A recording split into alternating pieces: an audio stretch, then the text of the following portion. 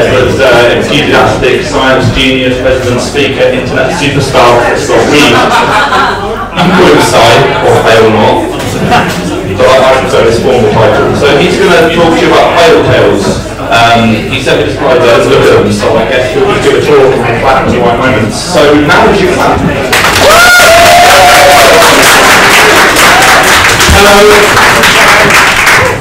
So, yeah, like he said, I'm here every month as a resident speaker, and I usually talk about all sorts of specialist subjects. But it's Christmas, which means it's time for two things: stories and figuring out how much brown bread and pate my body can physically contain in the space of an hour. So I thought I'd tell you some stories about my experience with video games, my experience with video games development. It's gone all the way from owning a SNES that just runs everything to start with, which is great, to recently having a post-doxing conversation in my flat with a policeman in full uniform who quite passionately talked to me, I say talked, I mean ranted, about how the Battlefield modding community had been ruined by Battlefield 4's introduction of the evolution system. As of 2014, working in video games is fucking weird. It was never the way I thought I was going to be Adam Baldwin. But come to think of it, I see that airlock scene in Firefly very differently. Anyway, so I'm going to get started.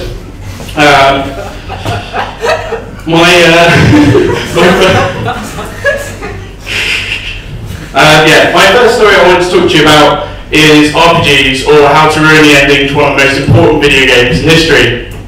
In my opinion, one of the most important video games in history is Final Fantasy VII. It is a Japanese role-playing game released for the PS1 in the late 90s, made by Squaresoft. Someone has died. We'll deal with it in a minute. It's got a timer. Yeah, so it was an absolutely incredible game. I got it when I was 12. It completely blew my mind. It was in 3D, the world was massive, the characters were awesome. This guy was absolutely fucking terrifying. Although I found now, when I was a child, he was the scariest person ever. Like, he was the villain to end all villains. Now, he's just kind of this very well-dressed, very complicated man. So I've gone from fearing him to actually being quite attracted. Which is totally fine. The amazing thing about Final Fantasy VII, essentially, and Sephiroth specifically, for those that haven't played it, is you never really get to face them directly very much. You play this game over 3 discs, and it's like, did you ever sign on to MSN 5 minutes after the person you fancied had signed off? That is literally the plot of Final Fantasy VII. Where, wow, you walk into the village, look around, there's a bunch of shit on fire, and there's a load of people that are now suffering from intense anxiety issues, and just go, fuck. And it's 3 discs of that, with some gambling and a bit of light comedy. Funnily enough, it also contains a really tedious, random battle-based combat system, which means I never actually finished it as a kid. Except one day, I was at a friend's house, and we were talking about the fact that he'd never finished the game, and he said, well, I've got a save. And he turned to me and my friend and said, I've got a save right at the end of the game. And I can show you the end of Final Fantasy VII in person. This is way before YouTube, like way before, dating myself horribly. So yeah, we were like, fuck it, yeah, okay, we're all for it. So we went upstairs, and we were really excited, because we were going to see the final battle, where he finally can't run away. I also didn't notice when I was a child that he's topless in that scene, which kind of adds to my earlier argument. So yeah, before I turn this into a talk on the dating sim that could have been, yeah, we sat down and he had the PlayStation, he had a TV, but we couldn't find a controller, which is a bit of a fucking anticlimax. But the cool thing was, normally the controller you use is this, which back then was amazing and now is pile of shit, and it's horrible. It's really uncomfortable to hold. Back then, that was the thing. That was the thing that your hands sweated around during boss battles, and that was the thing that you would throw across the room and desperately hope it didn't break. But we didn't have one of those anywhere in the house, seemingly. So we thought our dream was dead. And then from the back of the room, Sam goes, "Oh, I found a controller."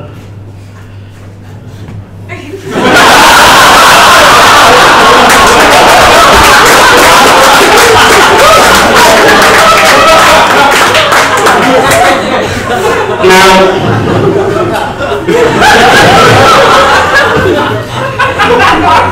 I'm going to be honest, I feel really bad for Squaresoft knowing that that's the way I experienced that fight. Because it's just, it's like getting one of those arcade boxing machines to play Hug Marine. It just doesn't fit. So, it was amazing. I mean, essentially what happened was we beat the boss, which is fine, because all you do is you limit break and then ends. But the cool thing about it was we had so much fun. Like, we could have taken it really seriously, but instead we sat around the thing, and we were going through the menus, and someone would be like, "We need to go into that menu," so someone would be like, into the thing. And we had a really good time. It's never felt so satisfying to be able to slap to activate a limit break. It's an incredibly fucking sassy way to do RPG combat, and I really enjoy it. I also now want to make sure that all games work with dance mats, because that would be amazing.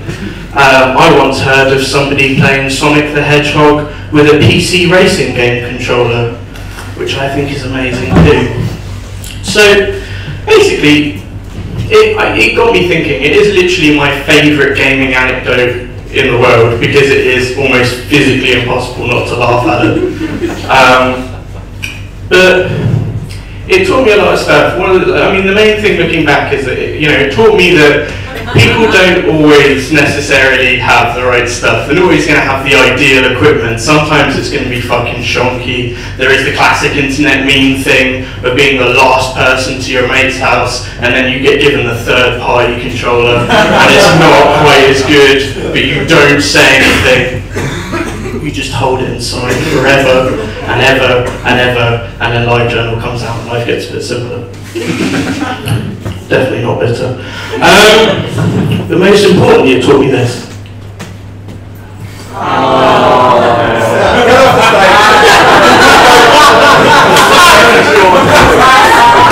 You knew it was fucking coming. I warned you in advance, but thankfully that's the last one. Not that you're going to believe me. I met someone once and they added me on Facebook, and I saw them 2 weeks later and they said, "In 2 weeks I've now got to the point where if you write a serious Facebook status, I will sit in front of it for 10 minutes analysing every word of it, trying to find the fucking pun." I regret nothing. The second thing I want to talk to you about is effectively how game development saved my life, which is a bit deeper. It doesn't involve dance controllers. So when I first started making video games, I really wanted to be famous. I wanted to be the game developer that everybody knew. I fantasized about that as a kid, especially once I wanted to, I used to want to write games rather than sort of be an idiot and do all of it at once. I really liked the idea, but I didn't want to be like Big Brother famous. I didn't want to be Cliffy B famous. I wanted to be this kind of famous. And I don't mean the level of fame. I mean that there is literally no person that knows anything about video games when you show them that photo and they won't smile just a little bit because of what he represents. He is like the welcoming, safe space of video games. Probably doesn't even know what Gamergate is. Probably too busy dreaming about Pikmin 4, God bless him. absolutely love that man. Always felt a bit bad that he gave an interview once and said his kids just have no interest in video games whatsoever. And the small immature part of me was just like, you fucking wasted your childhood. I think it's amazing, and I always want to do all these big things when I stand on stage and talk about stuff, and it never really occurred to me that, you know, having all these sorts of experiences could possibly be, you know, not all there was. So this is essentially a Venn diagram of why I make most video games. I make most video games to talk about the fact, to talk about how I feel, and to talk about the fact that I feel like other people may not feel that way. Because I've always thought the purpose of art, really, to me, is to be able to talk about stuff without actually saying anything out loud. That's very important to me. It's very easy to have somebody walk a mile in your shoes in a video game in a way that a passive experience isn't. It's very hard to teach people what it's like to live with obsessive compulsive disorder unless they play a video game about it and they were like, God, that bit where you made me go in and out of the main menu 37 times just to start the game was really irritating. And you'd be like, well, yeah, exactly. So, essentially, I realised over time through feedback that it was actually more like this. And not just like this, but the more people I met, the more circles I could put around my own one until all of it was covered and all of my experiences were shared, and I didn't realise that I was alone anymore. And I think it's amazing that I was able to create video games that did that. I never really thought that most of it was actually going to happen. The one thing I really didn't expect was that I do a lot of talks. I do a lot of talks. I also just talk a lot in general, I apologise. And I make a lot of games about mental health and feelings and my relationships with people and my view on life and things like that. And it never really occurred to me that that could have any sort of impact on other people in the way that it did. It never really occurred to me that I was ever going to be able to alter the course of somebody's life by talking about this stuff. And that was pretty incredible because the following Venn diagram, I'm going to try and get through this one because it's pretty difficult, is a Venn diagram that is a paraphrase of what people have said to me repeatedly since I've started doing this. Which is awesome.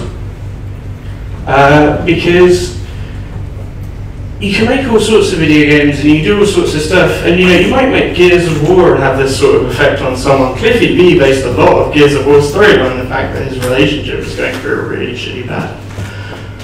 But what was awesome about it was just to know that it wasn't just a monologue, that video games could be a dialogue in a way that I didn't expect. That they could open people's minds up to possibilities that they had not previously been aware of, and I thought that was pretty cool.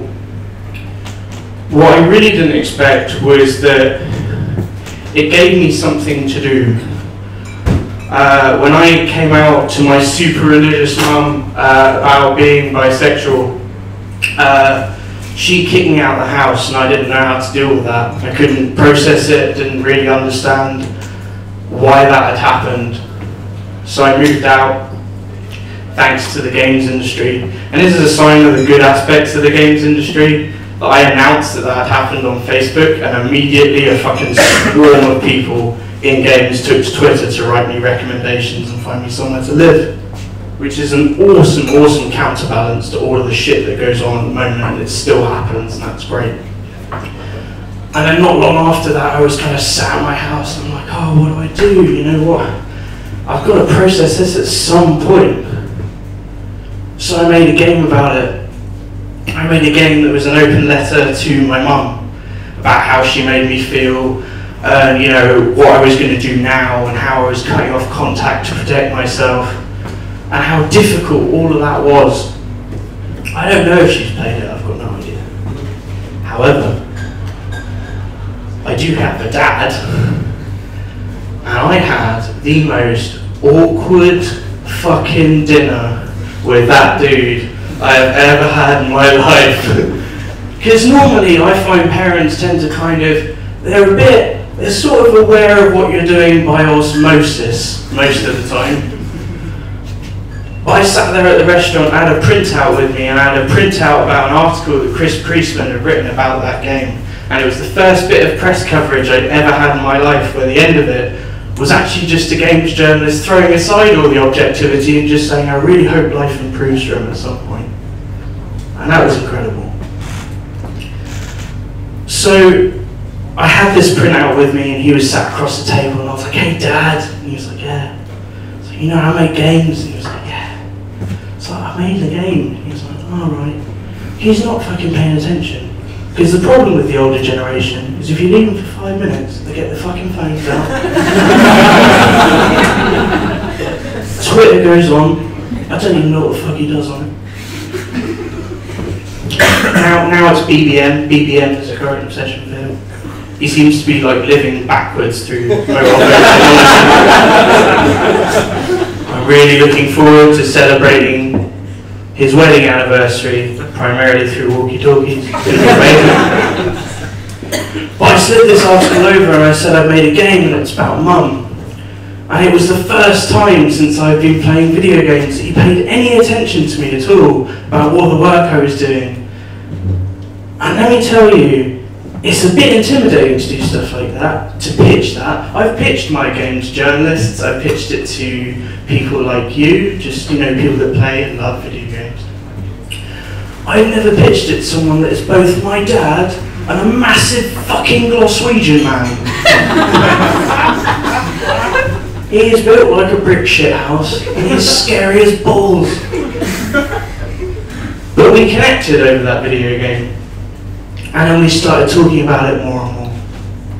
And then he contacted me the other day and he said, hey, so we've been talking about the fact that we were both thinking about moving to Canada. And he had said, hey, I've got an idea I'd like trying to buy you.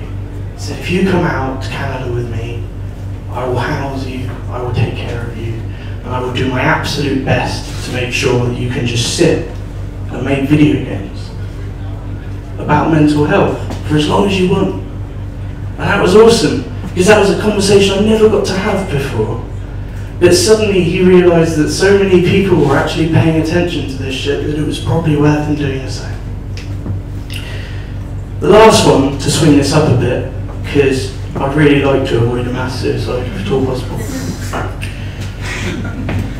I'm going to talk to you about, yes, I have drawn a penis on the screen. One of my friends really likes drawing dicks on stuff, so I did that for them. That's my gift.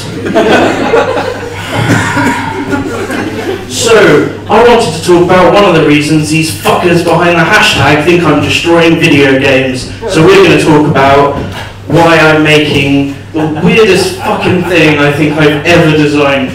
So I'm going to issue you some statements. 1, virtual reality is fucking bollocks a lot of the time. It's very shonky and it's weird. And I did a thing about the French, was it the French Revolution, where I was getting beheaded.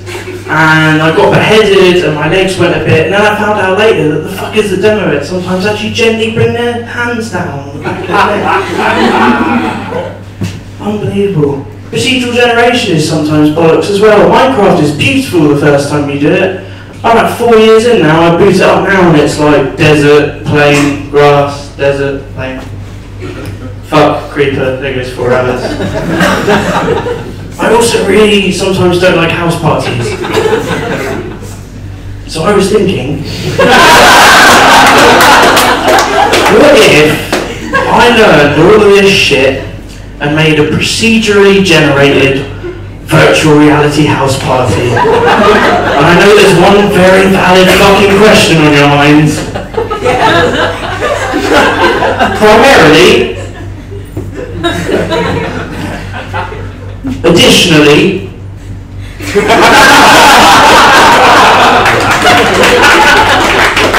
but most importantly this, have you ever been listening to somebody in an MMO or in Half-Life or anything where they're giving you dialogue but you've still got freedom of movement? So rather than just stand and listen to them, you're just pogoing around the fucking room? Have you ever fantasized about doing that during a conversation? Have you ever been in a conversation that's so fucking boring that you were just like, what would happen happen if I just slapped everybody around the face, tore my clothes off, and ran screaming into North London. Dark Souls, basically. So I thought, what am I going to need to do this? I'm going to get my friends to do it. I'm going to get them to sit down, I'm going to get them to talk utter fucking bollocks for half an hour, I'm going to record it, and I'm going to put it in the game, and I'm going to do that again, and again, and again, and again. Because you hear this quite frequently when they market iPods, they're like, it stores thousands of hours of audio. That's so many U2 albums. Yeah, alright. I want to get a load of musical stems. I want to make procedurally generated house music. I think that would be fucking cool. I think it would be quite nice to be able to come home and dip in and out of a house party where you can just go dance. Or you can do what I really want to do, which is just the idea of rather than having someone move through endless deserts and plains and jungles, just endless kitchens, and bathrooms, living rooms and all that shit. Judging their taste in kitchen tiles, wondering where the exit is, and of course there is no exit. Because social awkwardness is almost like the greatest dungeon crawler there is.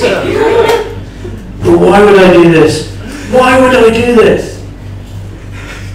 Justin McElroy summed this up really well once. He said, I fucking love video games because I can be 50 Cent driving a dune buggy off a ramp that's exploding. And why? Thank you very much.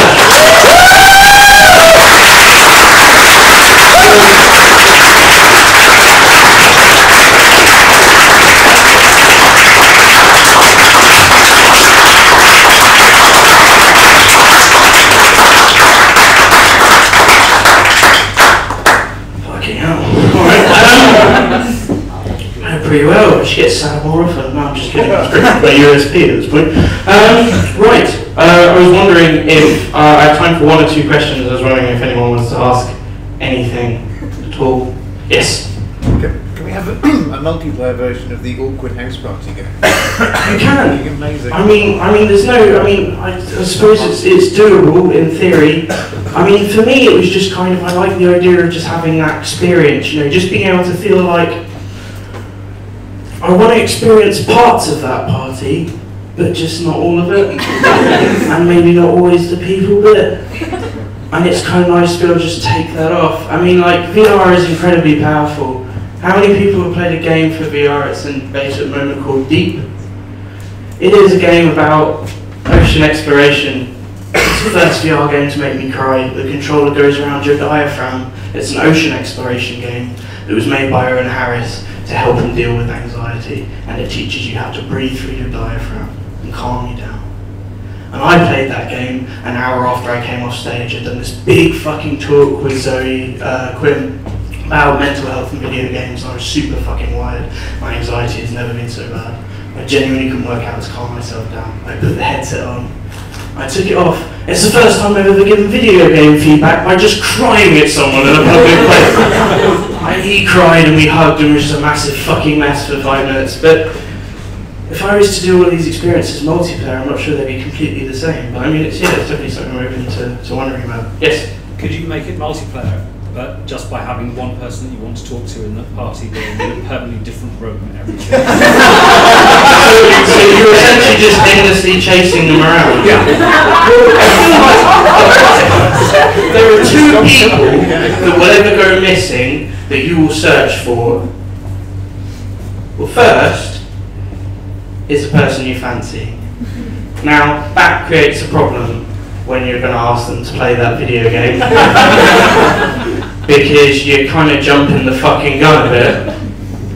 Because you've not actually asked them to go to Starbucks with you for half an hour. Instead, you're like, please take this headset, sit in this chair, put on these headphones, and everything will be fine. The other person that you always look for, regardless of what environment they find themselves in, no matter how long it takes, is if any of you have ever had a 4-foot-tall elderly Greek grandmother who doesn't speak very good English and has a tendency to just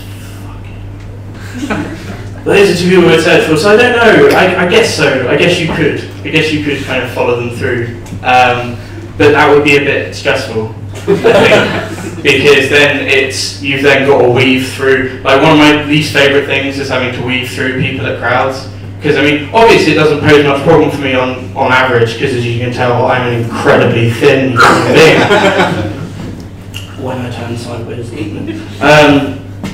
but yeah, I think it would just be a bit too stressful.